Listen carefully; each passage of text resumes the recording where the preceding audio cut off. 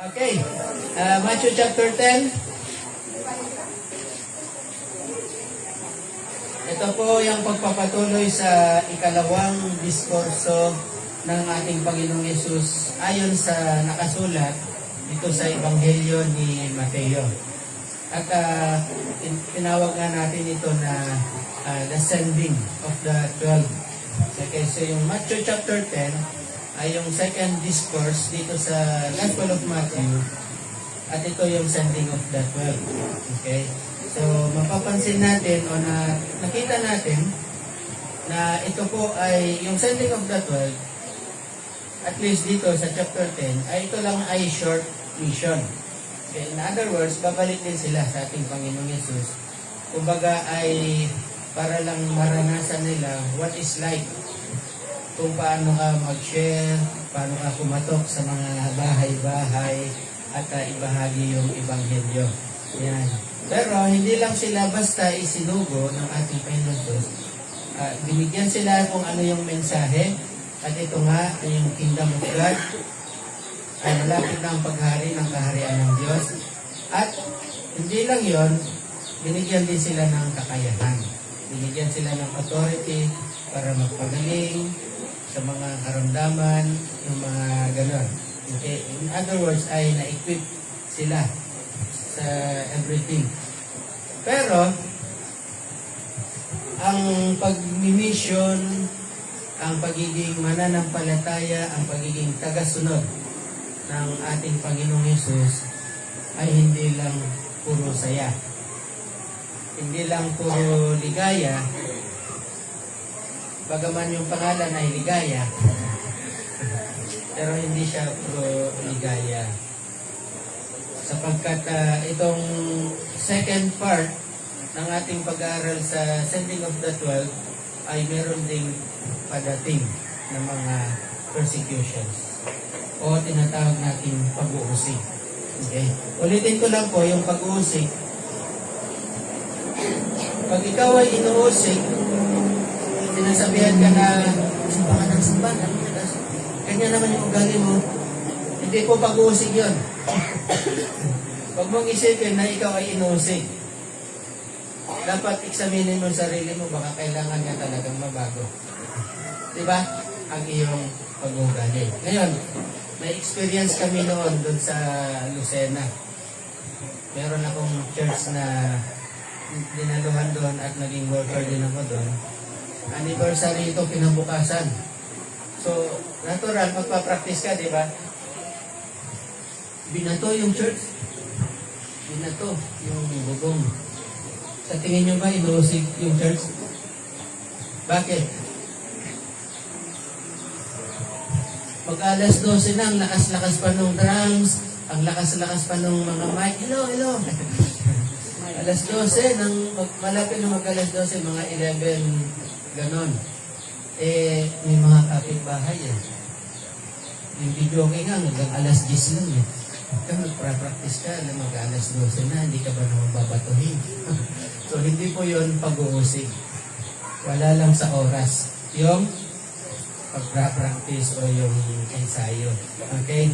So, ang pag-uusig ay kapag naniniwala ka, ipinapangaral mo, ipinapakilala mo na ikaw ay Kristiyano at sumusunod ka ng totoo sa ating Panginoon Hesus at dahil doon ay binibigyan ka ng pahirap siguro sa trabaho dahil Kristiyano ka, binibigyan ka ng hard time ng mga kasama mo o ng boss mo o kaya sa school dahil alam nila Kristiyano ka, binibigyan ka ng hard time ng mga kaklase mo o kaya ay sa loob ng bahay, yun ang pag-uusig.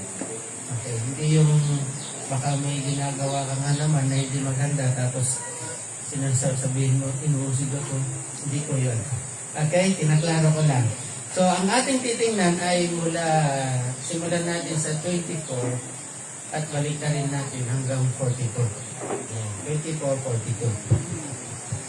At ito ay ang mga mararanasan ng isang Kristiyano, hindi man ngayon, kasi nung sinugo ng Panginoon Hesus ang mga alagad, ang mga apostol, Matthew chapter 10, nung humayo sila, hindi man nila naranasan itong mga to. Itong mga pag-aaralan natin. Pero after na ang Panginoon Hesus ay bumalik na sa Ama, umakyat sa langit, doon sa Book of Acts, makita natin na grabe ang persecution sa mga alagad. Sila po lahat ay pinahirapan, sila ay binigyan ng hard time, merong mga ikinulong, may mga kinaladkad, may mga binato hanggang mamatay, may pinako sa krus na pabaliktad. Okay, sila po ang mga ito after na resurrection. Pero titingnan natin, let's pray. Lord, salamat po sa oras na ito, sa aming pag-aaral. Bagaman ito ay isang seryosong bagay, still Lord, we need to study. Kailan pa rin ang pag-aralan. Ito ay para bigyan kami ng information kung ano man yung ina-expect namin sa inaharap bilang mga lingkod mo, bilang mga anak mo. Salamat po.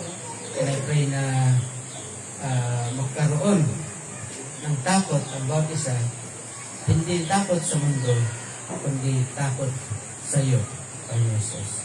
The fear of the Lord, sapagkat ito rin ang simula ng karunungan. The fear of the Lord is the beginning of wisdom. Salamat po, Ama. Ito po ang dalangin in Jesus' name. Amen. Okay. So, Matthew 24, Matthew chapter 10, verse 24, hindi nakahigit ang alagad sa kanyang guro o ang alipin sa kanyang Panginoon, sapat na sa alagad ang maging tulad ng kanyang guro at sa alipin ang maging tulad ng kanyang Panginoon. Kung tinatawag nilang Beelzebul ang Panginoon ng sambayanan, gaano pa kaya nila lalaitin ang mga kasambay niya? So, maalala natin na ang Panginoong Yesus nung nagpagaling siya, sabi nila, nagpagaling siya sa kapangyarihan ni Beelzebul.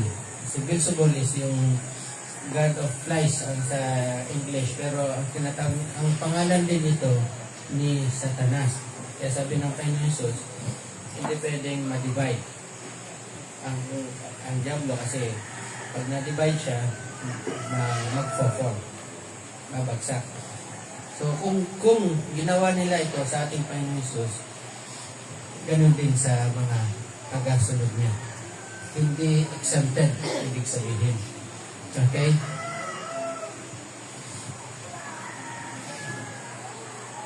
Which means na kung si Jesus ay pinahirapan, kung ang Panginoong Jesus ay ininsulto, kung ang Panginoong Jesus ay kinoronahan ng yung tinik, nilatigo, ganon din ang isang tunay na sumusunod sa Kanya. Yung sabi nga dito sa verse 25, sapat na ang matulad sa Kanyang guro. Anong ibig sabihin yung sapat na yung matulad? Sapat na yung kung ikaw ay kung ang Panginoon Jesus ay pinahirapan, sapat na yung ikaw din ay mapahirapan. Okay? Hindi ka naman naging Kristiyano para pahirapan. Nakuha niyo ibig sabihin? Pero, darating yung time na makaharap tayo sa mga ganito. Kumbaga, kinokondisyon ng Panginoon Jesus ang mga alagad kung anong ma-expect nila bilang alagad. Kasi sa atin, kinondisyon tayo na pag Kristiyano ka ay wala nang problema, yan ba yan? Wala nang paghihirap, puro blessing, puro saya, palaging may ngitian, palaging nagbabatian, ano pa ba yan?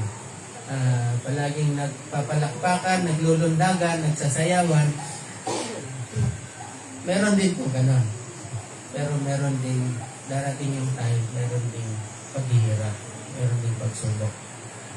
Medyo seryoso ang bagay na to, pero kailangan po natin sabihin sa inyo, sapagkat ito ay mga babala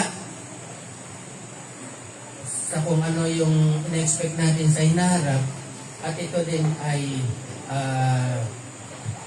kumbaga ini-inform ka na ng Panginoon upang sa ganon pag dumating ang sitwasyon na to, hindi ka na magtataka. Hindi mo na sasabihin na, akala ko ba pag naging Kristyano ka ay ganito? Ay, akala ko ba pag Kristyano ka ay ganyan? Yung iba naman, pag nakakaranas ng mga ganyan, persecution, paghirap, i-rebuke mo yan. I-rebuke mo yan. O kung hindi man, pag nakakaranas ka ng persecution, ang sabi nila, magsisi ka, may kasalanan ka. Diba? Pero ang sabi ng Panginoon Jesus, pag ikaw ay sumusunod sa Kanya, darating ang time, dadaan dito. Okay. So, huwag tayong maging katulad ng ibang mga motorista. Alam niyo mga motorista? Halimbawa dito, may nakalagay doon na slow. Slow down. Slow down, yung sharp curve, accident prone. Accident prone. O kung paano mo itagalog yung accident prone. Madalas, yung aksidente sa lugar na yan. Ibig sabihin. So, slow down, sabihin mo, paano mag-slow down eh? Hindi naman siya pababa. Patag naman. Hindi. Ibig sabihin ay dapat kang mag-minor upang sa ganun, pag kurba mong ganyan, hindi ka na lang biglang magugulat, may kasalubong ka pala. Di ba? May mga tao hindi tinitingnan. Nakita ang ganyan, marunong din naman bumasa, marunong din umunawa, hindi lang marunong sumunod. Kaya, kita niyo, slow down, mas lalo pang iihan. Haharurutin kasi yung muffler niya, maganda yung tunog, pumuputok. Kaya harurutin, ayun, nakaharap niya, poste. So, mag-ingat po tayo. Ang mga ito ay babala, ang mga ito ay warning sign. Upang sa ganun ay pagdating ng sitwasyon na ito, alam natin yung ating mga gagawin. So, ano bang gagawin? Sabi ng Panginoon Jesus, verse 26, huwag matakot. Okay? Verse 26, kaya, huwag ninyo silang katakutan, sapagkat walang bagay na natatakpan na hindi mahayag at walang natatago na hindi malalaman. Okay, sabi ng Panginoon Jesus, huwag kayong matakot. Kasi, kahit na anong gawin mo, lalabas din ang katotohanan. Tama? Sabi nga nila, walang amoy na hindi sisingaw. Okay. Ano ibig sabihin ng Panginoon Jesus dito? Ano ibig niyang sabihin? Dalawa yung nakikita natin dito. Una, hindi mo pwedeng isantabi na lang ang Ebanghelyo. Hindi mo pwedeng isantabi na lang yung gospel. Kahit hindi ka magsasalita bilang Kristiyano, lalabas at lalabas pa rin yung Ebanghelyo. At kakalat pa rin ito. Sunugin ba nila lahat ng Biblia? Hindi na nila magagawa ngayon. Bakit? Hindi naman nila masusunog yung internet. Diba? Okay, yung cellphone. May mga apps ng Bible. Yan yung una. Lalabas at lalabas yung Ebanghelyo kahit pigilin mo man yan. Kahit gawan mo ng paraan para mahito. Pangalawa, na walang lihim na di mabubunyag. Kung tunay kang Kristiyano tapos ayaw mong ipagsabihin kasi secret service. Lilitaw at lilitaw din ang iyong pagiging Kristiyano.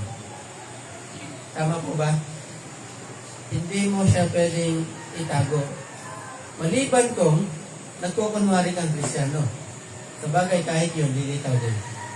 Kasi kung nagkukunwari kang Kristiyano, lilitaw din na nagkukunwari kang Kristiyano. Ngayon, kung totoo kang Kristiyano at itinatago mo ito, hindi mo pinapakita, lilitaw din siya.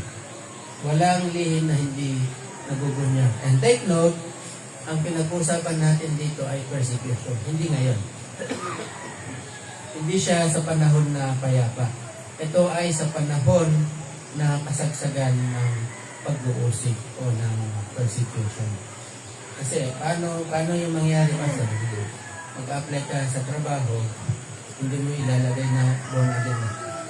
sa Abayoleta, hindi mo ilalagay ng born again. Kasi nalaman mo na pag born again pala, hindi tatanggapin. Hindi tatanggapin, okay? So hindi mo nga ilalagay ng born again. Gagamit ka ng ibang religion. Eh nung nakapasok ka na, sa galaw mo, sa kilos mo, sa salita mo, sasabihin, naging ka ba? Ay, hindi. Pero sa kahindi mo ng kahindi mo, malalaman din. Tama ba? Ay, naging pa na to, parang ganun. Okay. So, better na sabihin mo na lang. Kaysa nagsisinungaling ka pa, white lies naman. White lie. Okay? Pero sabi ng Panginoon Jesus, huwag ka matakot. Okay, huwag kang matakot. Puro huwag kang matakot ito. Kasi pagdating sa persecution, pagdating sa mga ganitong sitwasyon, unang-unang papasok, normal kasi sa isang tao na magkaroon ng takot. Tama po ba? Sige, taas ng kamay nyo kung hindi kayo natatakot. Actually, gumanon lang ng konting lupa. Medyo kinakabahan na tayo, ninervyos. Oo. Lahat tayo nakakaramdam ng takot. Pero sabi ng Panginoon Jesus, huwag kang matakot. Okay? Huwag kang matakot. Huwag mo silang katakutan sapagkat walang bagay na natatakpan na hindi mahayag at walang natatago na hindi malalaman. Verse 27, anumang sinasabi ko sa inyo sa dilim, sabihin ninyo sa liwanag, at ang narinig ninyo sa bulong ay pagsigawan ninyo sa ibabaw ng mga bubungan. Ang tinutukoy dito ng Panginoon Jesus ay yung mga katuruan niya. Lahat ng mga katuruan ng Panginoon Jesus, yung sinabi niyang malapit nang dumating ang kaharian ng Diyos, ang mga bagay patungkol sa kanyang pagkatao, na siya ay Diyos, nagkatawang lupa, nagkatawang tao, tinuro niya ito sa mga alagad in private. Pero ngayon, yung mga alagad naman, sasabihin nila ngayon in public. Ituturo nila ito sa madla. Okay? Hindi na in private. Okay? So, bakit sinasabi ng Panginoon Jesus, huwag kayong matakot? Dahil darating yung time, sa panahon ng pag-uusig, bawat mag-confess kung sino ang Panginoon Jesus ay mayroong threat, may banta sa kanyang buhay, may banta sa kanyang pamilya. Okay, tuloy natin. Huwag ninyong katakutan ang mga pumapatay ng katawan, ngunit hindi nakakapatay ng kaluluwa, kundi katakutan ninyo siyang makakapuksa ng kaluluwa at ng katawan sa impyerno. Okay, sabi ng Panginoon, hindi ba pinagbibili ng isang kusing ang dalawang maya, ngunit isa man sa kanila ay hindi nahulog sa lupa na hindi batid ng inyong Ama.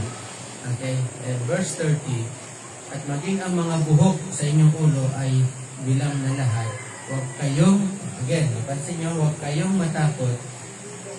Kayo ay higit na mahalaga kaysa maraming maya. Anong point dito ng Panginoon Jesus? Huwag kang matakot kung mamatay man tong katawan na to. Napakaraming tao na mahal-mahal nilang katawan na to. Diba? Inaalagaan, pinapakain ng mga masasarap. Yan. Ang problema, ang hindi ko maintindihan lang, gusto nilang alagaan yung katawan, pero pag kumain ng mga pagkain, hindi rin iniisip yung kinakain. Bakit? Kakain ng puro taba, kakain ng puro matatamis. Kakain ng parang kontra eh. Parang kontra. Naalagaan ko yung katawan doon. Sabi niya, pero ang kinakain niya, puro chicheria, coke, ay, soft drinks. Soft drinks. Mga, ano pa? Huwag nyo na yung dami yung kape, nagkakape ako. Kape na walang asukal. Philippines. Okay, so, ang tinutukoy dito ng Panginoon is, huwag kayong matakot kasi ang kaya lang naman nilang saktan ay ang katawan. Pero hindi nila kayang galawin ang iyong kaluluwa. Alin bang mas mahalaga, yung katawan o yung kaluluwa? Ang kaluluwa, hindi yan mamamatay. Pero makakaramdam pa rin yan ng sakit. Kaya, ang kaluluwa naman, ang siyang makakasama ng Diyos sa langit, o ang kaluluwa ang siyang magdudusa sa apoy ng impyerno. Okay? Sinong pwedeng gumawa nun? Sinong pwedeng gumawa na dalhin ka sa langit, at sinong pwedeng gumawa na magdusa ang kaluluwa mo sa apoy ng impyerno? Ang tao ba? Tanging ang Diyos lamang ang makakagawa nun. Kaya ang sabi niya, katakutan nyo ay kundi ang katakutan ninyo, siyang makakapuksa ng kaluluwa at katawan sa impyerno. In other words, sa Diyos tayo dapat matakot. Huwag kang matakot sa tao, pero matakot ka sa Diyos. Okay. Itong 29, 30 at 31, sinasabi ng Panginoon Jesus kung sino yung mas mahalaga. At ito rin ay isang comfort sa atin sapagkat kung paanong ang isang maya o dalawang maya, ibig sabihin walang mamamatay sa kanila, sa mga ibon, na hindi pinahintulot ng Diyos. Pero mas mahalaga ka sa maya. So ano ibig sabihin nun? Ibig sabihin, walang mangyayari sa iyo na hindi maganda hanggat hindi ito pinapahintulot ng Diyos. Yan. Pansinin niyo yung mga alagad. 12 yung alagad, minus 1, si Judas. Lahat sila dumaan sa persecution. May pinako sa krus ng pabaliktad, may pinugutan ng ulo, may binato hanggang mamatay. Pero si John the Beloved, binuhusan ng kumukulong langis yung oil, tapos sinisindihan para maging kandila sa park. Hindi siya namatay, nabuhay siya. Bakit? Ang kalooban ng Diyos sa kanya ay isulat pa niya yung Gospel of John at saka yung Book of Revelation dun sa island of Patmos. Pero palagi bang nabubuhay si John sa tuwing may mga persecution, banta sa kanyang buhay? Hindi. Kasi kung oo ang sagot yan, baka buhay pa si John de Beloved hanggang ngayon. Pero wala na po si John de Beloved. So, tapos ng kanyang purpose. Okay? Hindi kahayaan ng Diyos na may mangyayari sa isang tagasunod niya hanggat hindi niya ito pinapahintulot. Okay? Mababasa rin natin yan sa book ni Job. Kay Job, kung kabisado niyo ang Job. Now,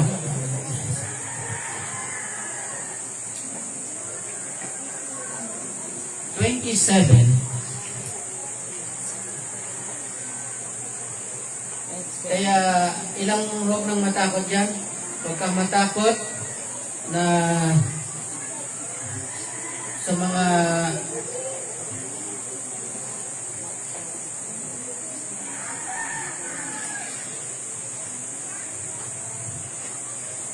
uh, 26 na huwag kang matakot. Huwag mo silang katakutan ang mga sapagkat walang bagay na natatakpan na hindi nahayag. Huwag kang matakot sa mga pumapatay ng katawan pero hindi nila magagalaw ang kaluluwa. And then this time,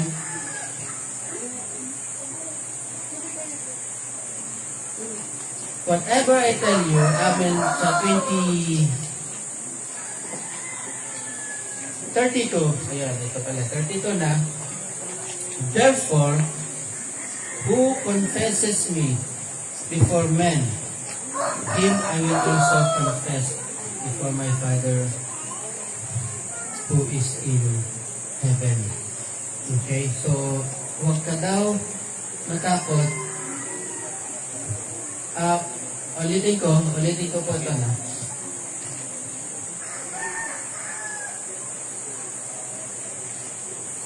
Huwag kang matakot kasi walang lihim na di mabubunyag.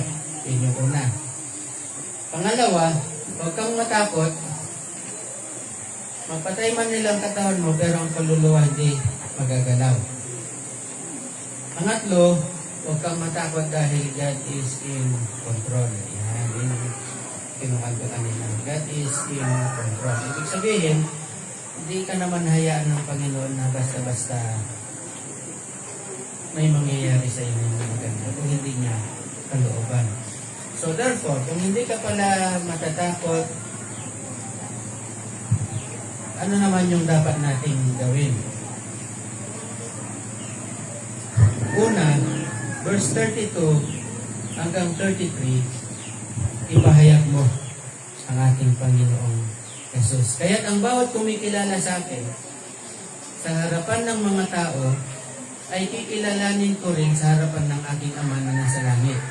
Ngunit sino mang magkaila sa akin sa harapan ng mga tao ay pagkakaila ko rin naman sa harapan ng aking Ama na nasa langit. Take note, hindi ito yung kapanahunan na ganito na payapa.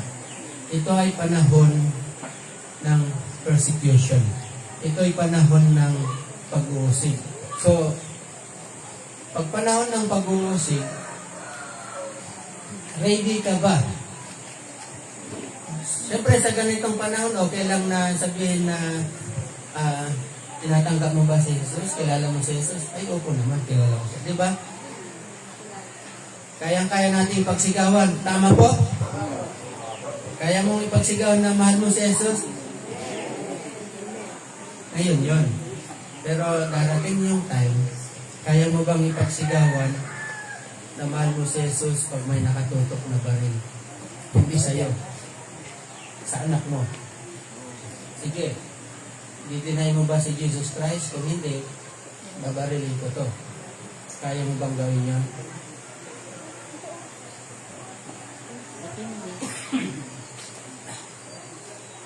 Mahirap po kasi ako di ko rin ma-imagine.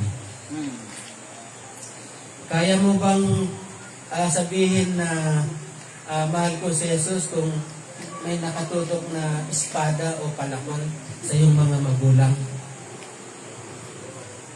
Yun ang sinasabi dito ng Panginoon Jesus. Hindi yung kung paminsan ginagamit natin ito na huwag mong ikahiya ang Panginoon Jesus, di ba? Ginagamit natin yun. Pero ito yung mga time. Ito yung sinasabi ng Panginoon Jesus na kung ipagkakaila mo ako sa harapan ng tao. In other words, kapalit ng buhay mo, kapalit ng buhay ng mga mahal mo sa buhay, ikakaila mo ang Panginoon Jesus, ikakaila ka din niya sa langit, sa harap ng Ama. Pero, kaya mapansin nyo, inuna niya yung huwag kang matakot kung kaya nilang patayin itong katawan na to. Kaya inuna niya ito kasi ito yung mga susunod niyang sasabihin. Kung i-deny mo siya, kung hindi mo siya i-deny, kahit na may nakatutok na baril o sabihin na natin, missile na lang, galing sa Iran. Sasabihin mo, at hindi mo pa rin ipagkakaila ang Panginoon Jesus, hindi ka rin niya ikakaila sa harapan ng Diyos Ama.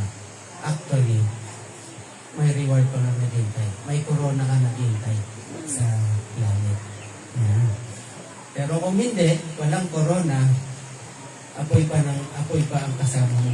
Katabi mo. Walang tulog-tulog yun. Okay, next. So, anong dapat gawin?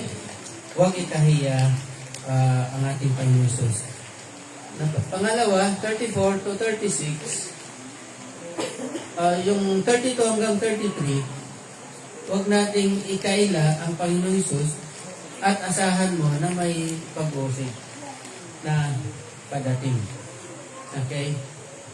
34, asahan mo na sometimes yung pag-uusig ay mula sa ibang tao, mula sa mga leaders natin sa gobyerno, nasa mga religious leaders or sa religious organizations. Pero asahan mo din na ang pag-uusig ay mula sa pamilya. Okay, 34. Huwag ninyong isipin pumarito ako upang magdala ng kapayapaan sa lupa. Hindi ako pumarito upang magdala ng kapayapaan kundi tabak. Sapagkat pumarito ako upang paglabanin ang lalaki at ang kanyang ama, ang anak na babae at ang kanyang ina, at ang manugang na babae at ang kanyang biyanang babae. Ang magiging kaaway ng tao ay ang sarili niyang mga kasambahay. Ang umiibig sa ama o sa ina nang higit kay sa akin ay hindi karapat-dapat sa akin. Nakakatakot ba yan? Ulitin ko ha. Ang umiibig sa ama o sa ina nang higit kay sa akin ay hindi karapat-dapat sa akin, at ang umiibig sa anak na lalaki o anak na babae nang higit kay sa akin ay hindi karapat-dapat sa akin. Kinukontra ba ng Panginoon Jesus ang 10 utos? Kasi ang 10 utos, ang sabi doon is honor your father, honor your mother. At ito lang yung pangako ng ito lang yung command. So doon sa 10 utos, ito lang yung may promise. Ano yung promise? You will live long. Yun pala yung sekreto ng mabuhay ng mahaba. You will live long in the land. Okay. Ibig sabihin, kinukontra ba ng Panginoon Jesus ito? Hindi. Ang tinutukoy ng Panginoon Jesus dito is yung higit. Pansinin niyo yung salitang higit. Meron ba dito? Yes. Yung higit. Ang umibig sa kanyang ama o ina ng higit sa akin. Ang tawag natin dyan is idolatry. Ginagawa mong idol mo ang iyong pamilya. Hindi sinasabi ng Panginoon Jesus na mag-away-away na kayo sa pamilya. Hindi po. ang Diyos mismo ang nagsabing kung ano man yung kanyang pinagsama, wala dapat pwedeng maghiwalay sa kanila. Kaya umabot man tayo sa 50 years. Diba?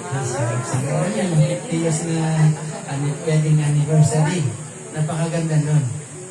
Pero ang tinutukoy dito is yung higit na pagmamahal sa kanila, mas higit na sa ating Panginoon Jesus o mas higit na sa Diyos. Yun. Ang higit sa kanila, yun ang sinasabi dito ng Panginoon Jesus. Hindi niya sinasabing maging suwain tayo. Baka sabihin nyo, gamitin nyo pang excuse to. Diba? Excuse na, uy, sinabi ni Pastor, kalabanin ko daw yung nanay ko, yung nanay ko. Kaya ngayon, pag inutosan ng mag-igib, ikaw na lang, nay. Hindi po yun. Hindi po yun ang tinutukoy nito. Okay. Yung higit, yung nagiging idol. Ano man kasing higit, di ba? Kahit naman yung pera, sino dito ayaw ng pera? Tapos yung kamay nyo? Wala? Kasi kung ayaw nyo, bigay nyo sa akin. Kasi gusto ko. Pero yung higit na pagmamahal sa pera, yun ang so, ang keyword natin dyan is yung higit, yung sobra. Okay? Now, 37, ang umibig sa ama o sa ina ng higit kaysa akin ay hindi karapat-dapat sa akin, at ang umibig sa anak na lalaki o anak na babae ng higit kaysa sa akin ay hindi karapat-dapat sa akin. Kasi may tendency tayo na i-focus natin yung halimbawa kung yung panganay, di ba may nagkaroon ka ng panganay na anak, tapos pinapray mo, dapat lalaki yung panganay ko. So, ipo-focus mo, attention mo yun. Kaso ng lalaki ulit yung panganay ko. Kasi lalaki na lang panganay. may tendency na ipopokus natin yung attention natin sa kanila. Okay. Na even to the point na gugugulin mo lahat ng panahon mo, nakalimutan mo na ang Panginoon, nakalimutan mo na magsimba, nakalimutan mo na manalangin. Mananalangin na lang tayo pag kailangan mo na ng, ay, Lord, may sakit po si, diba?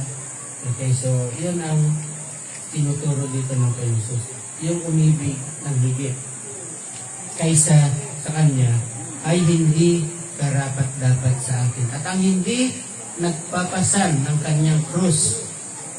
Okay, so yung una, ito yung mga, kumbaga, mga cost ng pagiging tagasunod ng kay Jesus. Una ay yung higit na pagmamahal sa pamilya. So, may sense kasi ng idolatry yan eh. Mahalin natin ang pamilya, honor natin ang ating mga magulang, pero huwag lalagpas sa pagmamahal natin sa Diyos. Okay? Pangalawa, handa tayo na magpasan ng krus. Malapit na ang pero hindi yun ang tinutukoy ng Panginoon Jesus dito. Ang krus kasi ay simbolo ng pang-iinsulto. Kasi sa panahon ng ating Panginoon Jesus, pag ipinako sa krus, ito ay public shame, panghihiya. Ipapako sa krus, walang damit yan. Wala siyang suot na kahit ano. So, ito ay isang uri ng kahihiyan. So, ang sabi ng Panginoon Jesus, yung pagpasan ng cross, ibig sabihin yung pag hindi mo kayang dalhin yung kahihiyan, yung pang-iinsulto, yung pagpapahirap, bilang isang Kristiyano, hindi ka karapat-dapat bilang isang alagad. In other words, kung gusto mong maging alagad ka ng Panginoon Jesus, ay handa ka na mangyari ito sa iyo. Bihira na lang kasi itong tinuturo sa mga churches. Bakit? Kasi kadalasan na naririnig natin sa mga simbahan, puro blessing. Ikaw kuman mo yung blessing, i-claim mo yan, sa iyo na.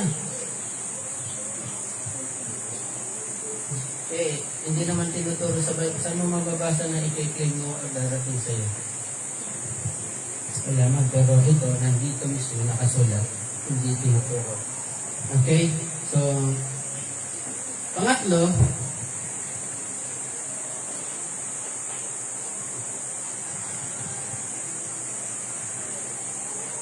ang nagsisikap magligtas ng kanyang buhay ay mawawalan nito. Anong ibig sabihin nun? Ibig sabihin ba ay papatayin mo ang sarili mong buhay? Yan ba yan? Hindi. Ang sinasabing buhay dito, hindi yung buhay na humihinga ka. Kundi yung buhay na, yung dalawa uri kasi ng buhay. Yung buhay na buhay ka pa, humihinga, at yung buhay na ipinubuhay mo. Anong klaseng buhay ba yung buhay mo? Namumuhay ka ba na masagana? O namumuhay ka na parang nagsosurvive ka lang kada araw, yung dumadaan lang yung kada araw, yung nilipas lang ang kada araw. Yung iba sabi nila, ito ang buhay. Ano yan? Relax, papasyal-pasyal, bora-borakay, yung mga ganon. Ito yung buhay, di ba? So yung word na buhay, ibig sabihin, yung estado ng iyong pamumuhay. Handa ka ba na iwanan yung mga bagay na gano'n? Yung leisure. Ano kasi yung leisure?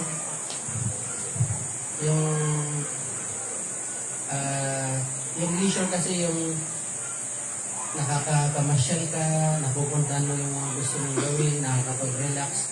Eh, di naman masama yun eh. Yun lang, darating yung time, hindi ganun kadali mangyari ang bagay na ito. Bibigyan ko yan ng halimbawa. Kasi naranasan na natin to eh. Naranasan na natin to at ito ay experimental. Noong COVID. Anong na-experience natin sa COVID? makakapagtrabaho ka ba kung wala kang Injection. Vaccine. vaccine card? Makakalabas ka ba ng bayan? Kasi daming puro checkpoint lahat yan. Makakalabas ka ba para mamalingke lang ha? Mamalingke. Kung wala kang vaccination card. Makakapasok ka ba sa... Mag-withdraw ka na lang ng sarili mong pera. Kailangan mo pa ng vaccination card para... So, imagine mo, kontrolon, hindi lang dito sa Pilipinas yun. Saan yun? Sa buong mundo. Yun ay experimental. Ibig sabihin, experimental, darating yung time, mangyayari ulit yan, pero this time, hindi na vaccination card ang hanapin. Ano na? Tatak na. Yung tatak na sinasabi sa Revelation. Okay? Na pag wala ka nun, hindi ka makakabili. Nakakondisyon pa naman tayo ngayon na pag uminom ka ng tubig, dapat bibili kang mineral water. At sa may mga munisipyo na tayo, syudad, na hindi ka naman pwedeng basta magtayo ng bomba.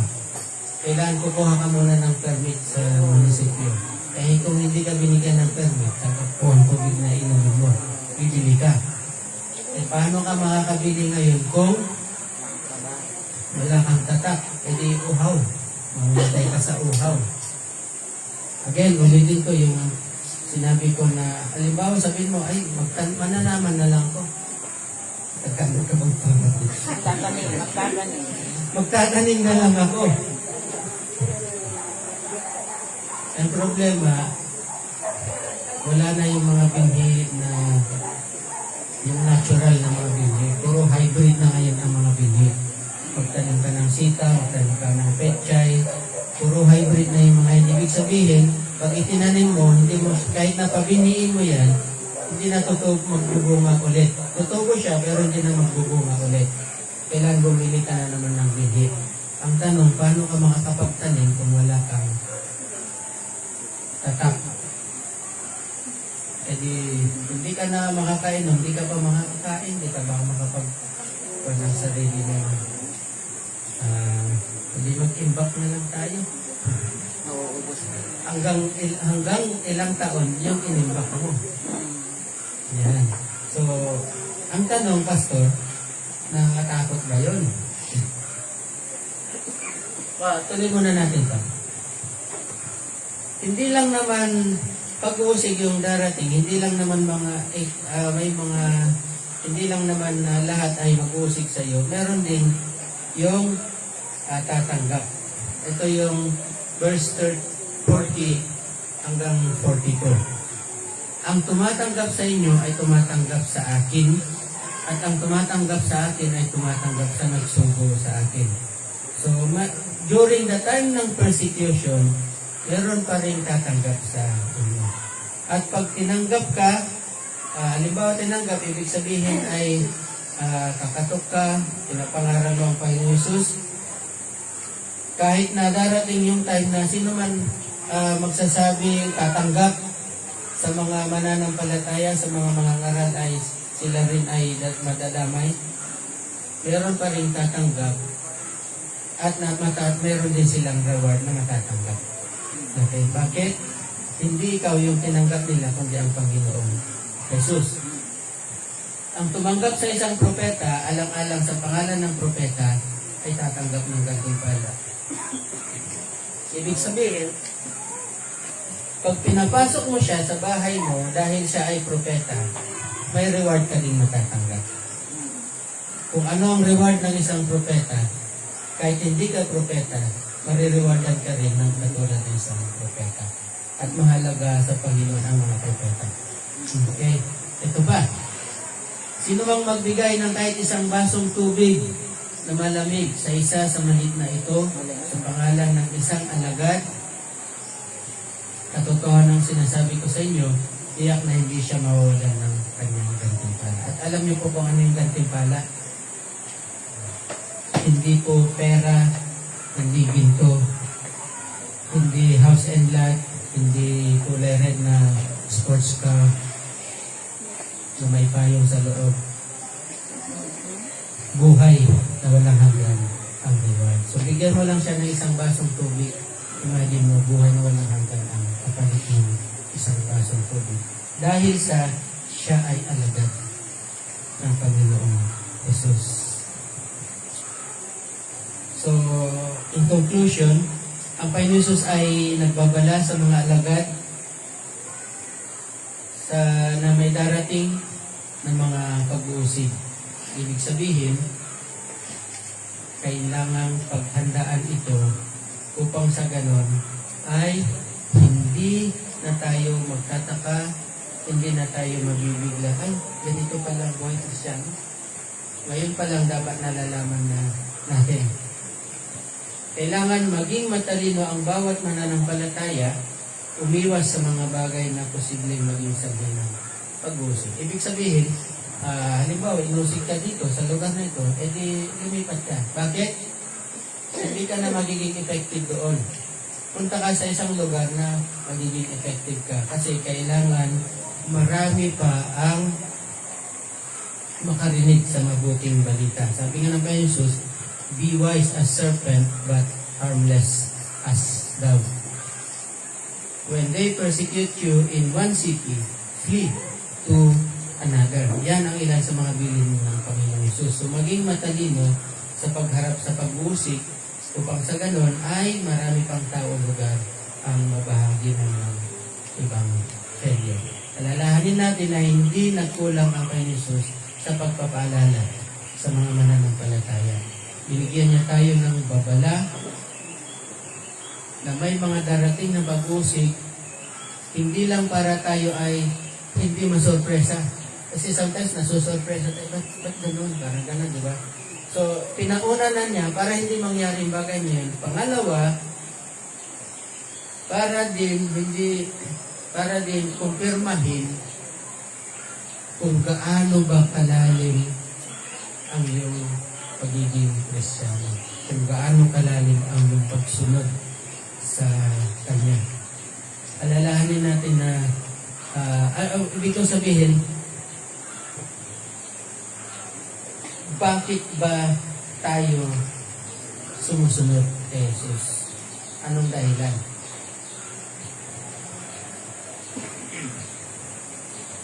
Dahil ba masayang tunay? Pag Kristiyano ka, laging nagingitian. Sige, ngiti nga tayo. Sabi sa'yo, seryoso eh. Laging nagbabatian. Wala na daw problema. Wala nang lungkot. May himala. Sabi nila walang hilap. Hindi, may himala. May pagpapala. Yan ba yung dahilan? Kaya tayo sumusunod sa Kanya? O dahil siya ang Panginoon natin. Siya yung ating manlilikha at siya yung ating tagapagligtas. Yun kaya yung dahilan. So naranasan, okay, nabay ko na pa. So, saliksikin natin ang ating mga sarili. Tingnan natin kung hanggang saan na yung level ng ating pagiging Kristiyano. At ihanda natin ang ating sarili. Hindi pa naman ngayon. Okay. Pero paano kung biglang dumating? Yung bagay niya, handa ka ba? So, pangalawang paghahanda na kailangan natin gawin, yung paghanda natin ito, okay, nasa isipan natin ito, nasa puso. Pangalawa, ang paghahanda is siguraduhin natin na nabahaginan natin ng gospel ang ating pamilya. Bakit? Kasi mapatay ka man, papatay man sila, alam mo, may buhay pa naman mas maganda. May buhay pa naman na mas masagana at mas mapayapa. At ito ay sa piling ng Ama. So, panatag ka, hindi ka matatakot. Matatakot ka kung hindi mo pa siya nabahaginan ng Ebanghelyo. Talagang matakot ka. Kasi hindi na kayo makikita forever. Pero kung siya ay nabahaginan mo ng Ebanghelyo, nagtiwala siya sa ating Panginoong Yesus, hindi ka dapat matakot. Bakit? Magsasama kayo ng matagal. Magsasama kayo forever. Okay, so sige, let's pray and then after that ay magkaroon tayo ng dedication. Lord,